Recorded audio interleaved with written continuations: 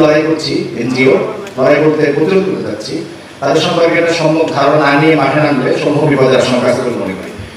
NGO আপনারা সবাই জানেন যে সরকারের বাইরে একটা সেবা সংস্থা দাঁড় করানো, জনগণকে যে সেবাগুলো প্রয়োজন হয়, শিক্ষা, স্বাস্থ্য ইত্যাদি, সেগুলো সরকারের বাইরে থেকে দেওয়ার একটা প্রবণতা হলো এনজিও। এনজিও ধারণাটা আমি মনে করি মূলত ইসলামের একটা ধারণা। আপনারা নোয়া ফ্রিডম্যানের একটা বই আছে ইসলামের উত্থান এবং পতন, সেখানে দেখবেন তিনি আলোচনা করে দেখিয়েছেন যে এনজিও ধারণাটা মানে সরকারের বাইরে থেকে সামাজিক প্রতিষ্ঠান দাঁড় করিয়ে জনগণকে সেবা দেওয়ার ধারণাটা, এটা মূলত ইসলামের ধারণা। এবং আমাদের স্বর্ণযুগে ওলামা ইকরাম এই এনজিও ধারণার মাধ্যমে এনজিও ধারণার মাধ্যমে তারা সরকারের সাথে ক্ষমতা ব্যালেন্স করতেন। তো পরবর্তীতে এই এনজিও ধারণাটা পুষ্টি করে নিয়ে নিয়েছে এবং সেটা আমাদের বিরুদ্ধে ব্যবহৃত হয়। বাংলাদেশে এপ্রিল 2024-এর রিপোর্ট অনুসারে প্রায় 2600 মতো এনজিও বাংলাদেশে এখন আছে।